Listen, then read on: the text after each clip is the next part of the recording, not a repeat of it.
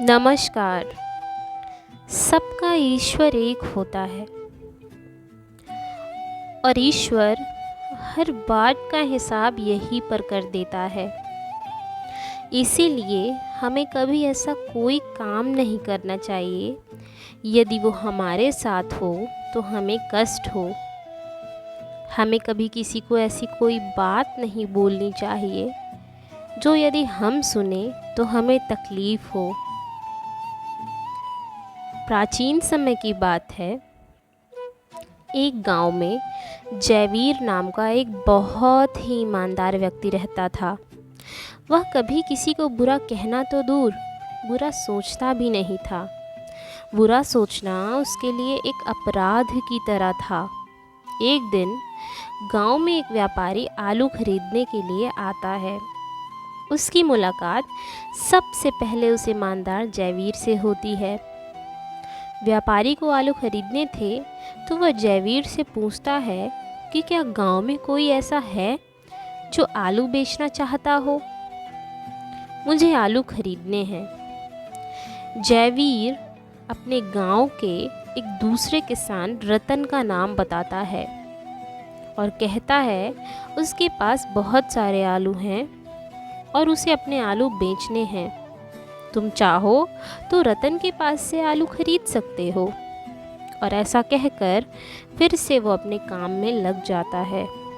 जयवीर की बात सुनने पर व्यापारी को आभास होता है कि जयवीर शायद बहुत ही ईमानदार है या तो सीधा साधा है। व्यापारी बहुत चालाक था। वह कहता है कि क्यों ना तुम भी मेरे साथ चले चलो। मैं इस गांव में नया हूँ तो मुझे रास्ता भी नहीं पता है। जयवीर उसकी बात मान लेता है और दोनों रतन के पास जाते हैं। व्यापारी 50,000 रुपये तय करके आलू खरीद लेता है और 10,000 एडवांस देके सारे आलू लेके चला जाता है और ये वादा करता है कि मैं 10 दिन में बाकी के सारे पैसे दे दूँगा। और क्योंकि रतन को एडवांस पैसे मिल गए होते हैं तो उसे इस बात का यकीन हो जाता है। इंतज़ार करते करते 1 महीना बीत जाता है लेकिन उस व्यापारी का कोई पता नहीं रहता। अब रतन को अपने पैसे तो चाहिए ही थे और वो ये भी जानता था कि जयवीर बहुत सीधा साधा है, तो वो गांव में पंचायत इकट्ठी करता है और सारी बातें पंच के सामने बताता है।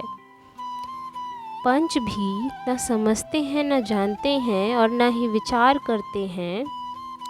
जयवीर के लिए एक सज़ा सुना देते हैं कि बाकी जितने भी पैसे हैं वो जयवीर देगा। जब ये बात जयवीर की पत्नी को पता चलती है तो वह बहुत दुखी होती है और बहुत विलाप करने लगती है कि ऐसा हमने क्या किया था जो भगवान ने हमें इतनी बड़ी सज़ा दी। उस समय 40,000 की रकम बहुत बड़ी हुआ करती थी जिसे चुकाना मामूली बात नहीं थी। भगवान पर भरोसा करते हुए वे फिर से अपना काम करने लग जाते हैं। एक दिन रतन की भैंस किसी के खेत में चरने के लिए जाती है और एक सांप के काटने से वो मर जाती है। भैंस की कीमत उस समय 50,000 की थी क्योंकि वो दूध भी बहुत ज़्यादा दिया करती थी।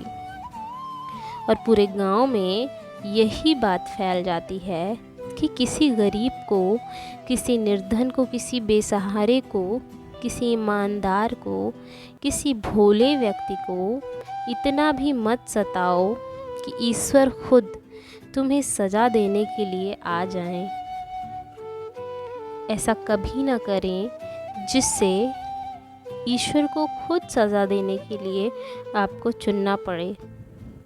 ऐसा कोई काम ना करें जो यदि आपके साथ हो तो आपको अत्यंत तकलीफ़ हो। ऐसा कभी ना सोचें, ना बोलें जो आपके लिए भी उचित नहीं है। नमस्कार।